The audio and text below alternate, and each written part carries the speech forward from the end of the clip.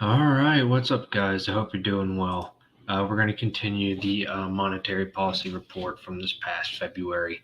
Um, this specific video is going to be more on like a little bit of commodities, but mostly like the supply chain issues and such, and the data behind that. And so basically, we kind of start out more continuing on the previous video with some of the inflation data and such, and the commodity stuff, mostly on oil. So oil prices continued climbing over the second half of last year and into this year, reaching their highest level in over 7 years, showing us down here in Figure 10. As we can see, Brent oil, blue line is right around here, and I hope my mouse transfers well over into the stream. But that's this light blue line showing around 100 at the far right of the curve. Industrial metals looks like it's the turn on my brightness.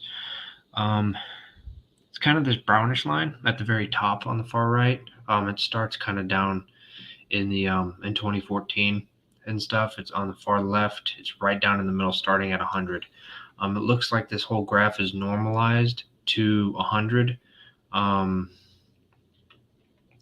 least for these two,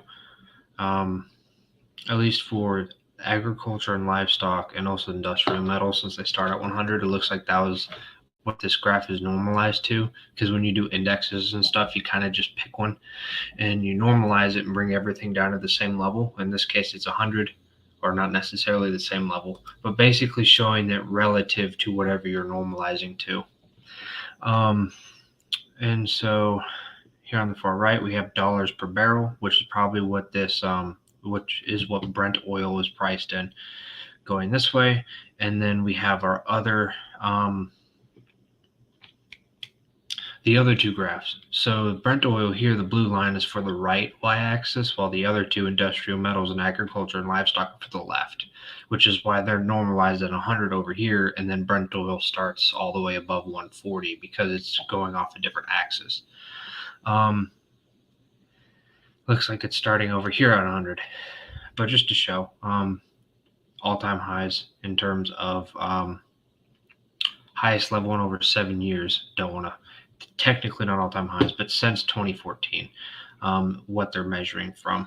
So demand for oil rose as the global economy recovered further and oil supply was constrained by U.S. oil production disruptions due to Hurricane Ida and by the modest production increases by OPEC and its partners. And then geopolitical tensions with Russia have also contributed to higher energy prices, including oil and natural gas. Keep in mind that this policy report was published the 25th of February, I believe, so before Russia invaded Ukraine. So this data was before all that started happening. I'm just kind of going over that. More into non-fuel commodity prices, which have risen with the global recovery since the first half of last year, so 2021. Reflecting considerable increases in the prices of both industrial metals and agricultural commodities. Although still below their peak last year, lumber prices have increased sharply again in recent months because of elevated demand for residential construction and supply disruptions. If you're particularly interested in like lumber and stuff like that, look up the Uneducated Economist on YouTube. I've listened to him speak a couple times and watched a bunch of his videos. Definitely someone you want to listen to, especially in terms of lumber. He's the person I listen to when I'm interested in lumber for a specific thing. So going back into what they stated, well, if I can find it, where we saw the considerable increases in both industrial metals and agricultural commodities. That's what we're seeing in the brown and this kind of reddish curve in this above graph right here, where they're back up here almost to on their axis looks about 130-ish. So there's that one.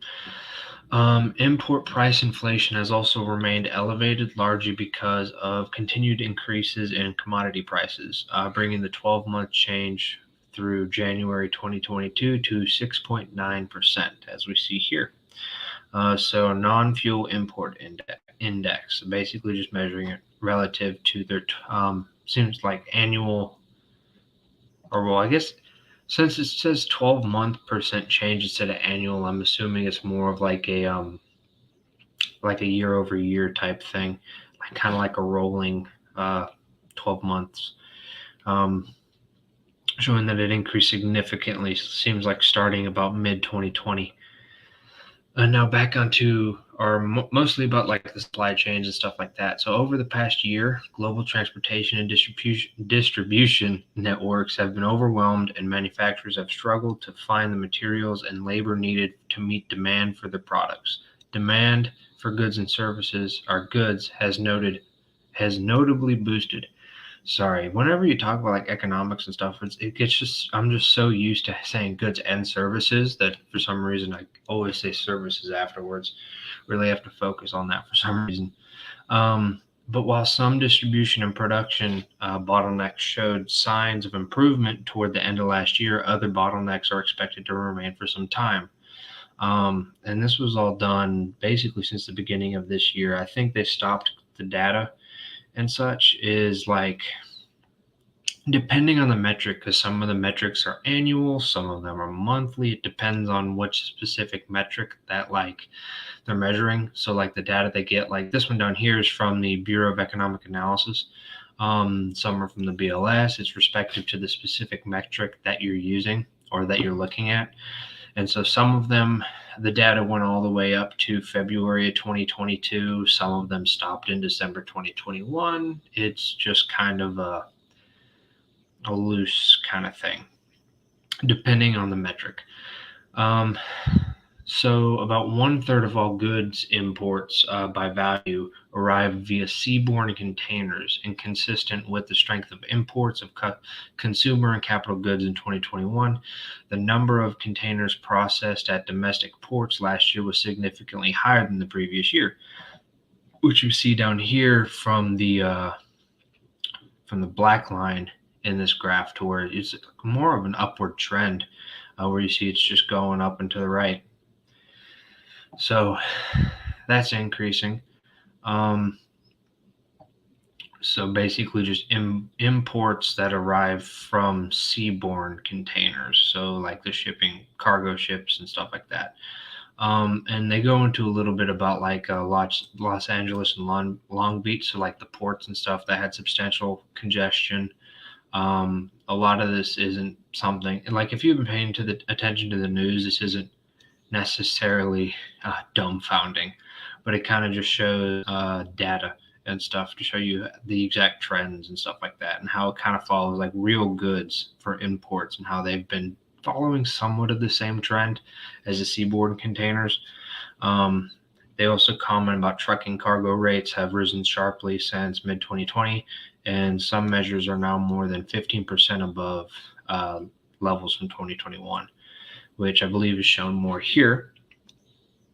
This is showing the like how reliable the vessels are. So I think what this is like because whenever the ships leave, they're supposed to be there at a specific time, roughly. I think they're given a range. I think I don't know, but it makes sense to me. But so normally that's for 2019 and even into it seems like mid 2020, they were at least I'd say roughly 70% somewhere of them actually arrived on time. And then you notice mid 2020 that just kind of gets depressing, and it's more like 30% of them arrive on time. And the actual cost of, and this is it's at least indirectly correlated to. I don't necessarily want to say it's a causation because the reason it seems like the reasons that a container ship would be late wouldn't really be necessarily costs, because it's one of those if you've sent the ship, then you've probably already paid for the shipping, or it's assumed that you will pay. I'm not an expert in the shipping industry or anything else, but that just kind of thinking about it, it seems kind of common sense to me to where it's like, I'd think more of like problems with the ship or maybe just other miscellaneous things like not like having to stay out in the middle of the ocean for months on end or whatever would bring down this reliability. And I don't really want to get into like the politics of why the ships were late and everything else. One, because it's been a while since I've looked into it, and two, because I don't really have any data to name off the top of my head except from stuff that I just kind of remember, and it's still a little too vague for me to really comment on it. Um, but the only thing that I'd comment about for the trucking, which I think they have I don't know if they have a graph of it. I don't remember, at least. But here with the trucking cargo, a lot of this has to do with the fact of like, not only, but like different regulations on the trucking industry and stuff to where like, I think it was California, not surprisingly, um, had it to where they passed some form of regulation where the trucks had to have like a certain age of engine or whatever, and it had to be like a certain kind in a way, and that the engine was significantly like it was just worse. It was pretty trash compared to what they used to, and so they'd break down more frequently and everything else because they're more green. But I mean, like just because there's nothing wrong with like the renewable and green energy stuff at all. It's just the fact that if it doesn't actually get the food to the grocery store, then it's kind of like you have to do a cost benefit analysis. There's no solutions, only trade offs. As you hear from reading like Thomas Sowell and stuff like that. So sometimes you just have to, you got to eat. And that's just one example. It can get too nuanced, but I don't really, that's not the purpose of this specific video. Okay, so distribution problems have also weighed heavily on domestic production. In 2021, a record number of manufacturers reported an insufficient supply of materials was one reason they were unable to produce at full capacity. And here's kind of your graph for figure C. We're pretty much just going to focus where it goes straight up. So let's see the gap, because this is one thing when I originally looked at this graph, I was like, why is there, did they just not connect data here, or what was the problem? So it seems like they changed surveys. It was the end of the annual survey of plant capacity in 2006 and the start of the quarterly survey of plant capacity in 2008. So they changed the way they surveyed, and just seems like they didn't collect data there, which is fair, I guess. So basically saying everything just kind of went up. So you had reasons. Oh, yeah, that makes a lot more sense. So basically, it seems like they asked different plants and stuff why they weren't operating at full capacity, or they were operating below capacity. And basically, this is the percent of responses that gave this specific example. So either logistics or transportation constraints, insufficient supply of materials, or insufficient supply of labor. And you see insufficient materials and labor go up to in between 40 and 45% in 2021. Now, logistics and transportation constraints went up to, say, like 13-ish or so, which is still relative to what it normally is. It looks like it's normally around like, I don't know, 1 or 2%. So we'll just say it's 2, but that's still a 6 to 7 times increase relative to what it historically is, at least back to, it seems like 1998 or so. And then for the other two, a supply of materials, that saw an increase of, we'll say about 5, going based off of kind of this bottom baseline trend almost, it seems. It went up to 4, we'll just say 45. So that's like 9 times. So that's a pretty big deal for operating below capacity. So that seemed to be a pretty decent problem. Here is suppliers' delivery times and order backlogs. Let's see. a lot of this stuff, like I didn't read the footnotes and stuff beforehand because the whole point of these videos and stuff is to kind of go through it with you. And so I kind of just, honestly, I just do it once over. And I go through and like highlight the stuff I want to talk about or kind of is applicable to the graphs. And I really want to focus on the graphs and stuff and that kind of thing, just because, I mean, pictures make it easier to understand, at least for me. So let's see, values greater than 50 indicate that more respondents reported longer delivery times or backlogs relative to the month earlier and reported shorter. So basically showing that that's kind of I guess that kind of makes sense, just trying to grasp what the graph is really trying to tell you. So if it's above 50, on this diffusion index or whatever, it's compared to the previous month, just showing that basically there were more people who took this survey, like more plants or manufacturers that reported longer delivery times in the previous month.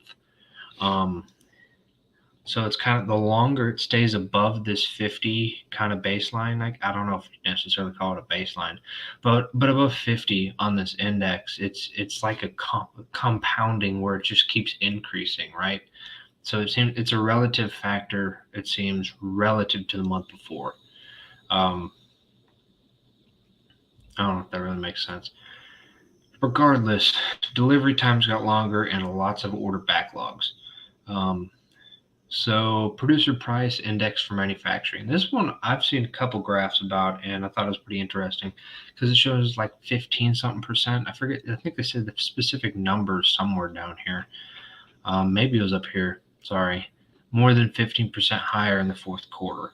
Okay, well, with supply unable to satisfy demand, prices for a wide range of goods increased last year, sometimes sharply.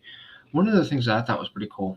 I don't know how to say it's cool, but you have this producer price index, and I saw something where they overlaid it with the producer price index with the CPI and stuff like that, and showing how, or maybe it was like I forget the acronym for it, but it was like the inflation of producer prices versus consumer prices, and it was basically like this one's at like 15%, and like the CPI is at 7.5. So that's like, if there's that spread between those two numbers, it has to show up somewhere, right? And so if the prices for production increased by almost double the amount that consumer prices increased, that means that the producers are basically taking a haircut in their margin, at least on aggregate total. On a specific basis, it can be different. But at least that's what comes to mind for me. I'm trying to think if that really, I don't think that really makes, I think that makes sense. At least it seems right to me. Basically, the producers are taking the hit for the most part. I'm not saying consumers aren't, but the producers aren't passing on all of the cost to the consumers. And so their margins are decreasing. And so it's kind of hard to argue for those, dirty monopolist capitalists or whatever, when they're taking a huge hit on their margin just so they can't pass it on to their consumers. Now, there's a lot of nuance and more data needs to really make a, I don't know if I'd say accurate because it seems like pretty much of an opinionated piece. That's just one of the ways I see it, or see it could be described. So anyways, so domestic production has been further hampered by manufacturers' inability to hire and retain skilled labor. Okay, here we go. At the end of the year, factory workers were quitting their jobs at near record rates, and manufacturing plants had listed approximately 850,000 job openings, twice as many as the 2017 to 2019 period. And I don't think, do they have a graph on this? Or does it just go straight into vehicles? It just goes straight into vehicles. Okay. So This is one of the things that I think is pretty interesting. 'Cause I listened to a podcast earlier today, actually, with it was Jeff Snyder and Emil Kalinowski's Eurodollar University. And basically, they were talking about how there's never really a shortage of labor. It's just the fact that the producers or businesses don't want to pay the wage that'll make the the workers come to work, right? Which is a valid argument. I mean, like, that's the whole point of paying a wage, is both with wages. It's like, if I take a job for the money specifically and only the money, then I have to produce enough value for that business to not fire me, right? But they have to pay me enough for me to want to stay. And so if I produce way more value for the business than I think my wage shows, then I might go to a competitor who will pay me more. Whereas if I'm producing value relative to the amount of wage that I'm getting paid, then the business will give me a raise just to keep me from going to a competitor because I'm producing more value for them. It kind of goes on the whole, like, money is kind of it's a medium in which to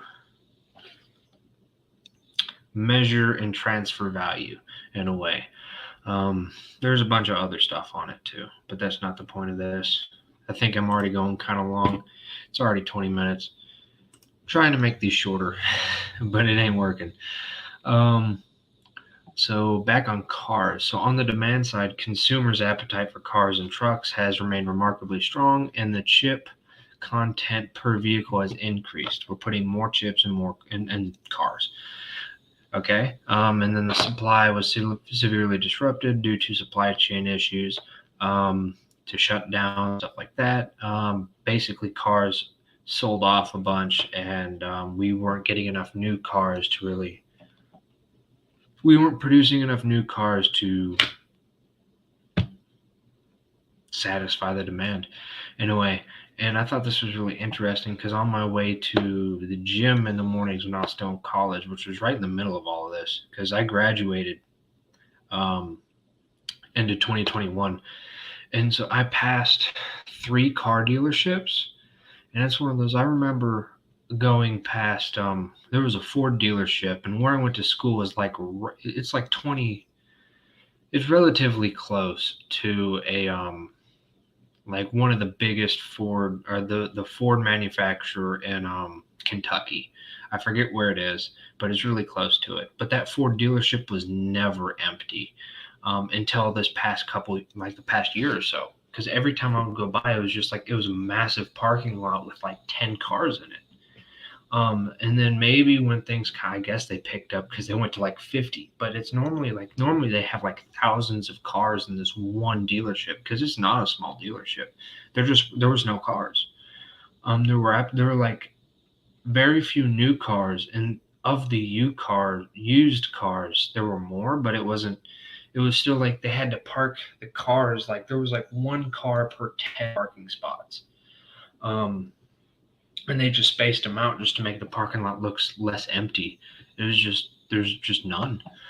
Um, so outside the auto sector, supply chain bottlenecks show some signs of improvement. Capacity expansion at some ports in late 2021 and waning seasonal demand likely contributed to recent declines in the cost of shipping.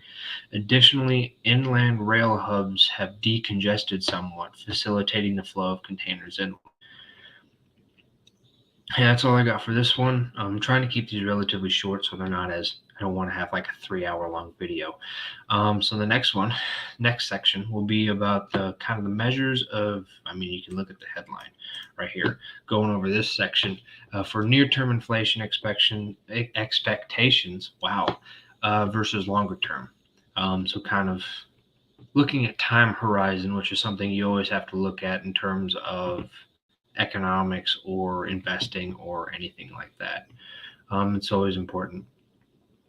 I've noticed you'll see arguments for different experts and stuff will change depending on the time horizon, for various reasons. that gets into a lot of nuance. But anyways, that's it for this video, and I hope you guys have a good day, and I'll see you on the next one.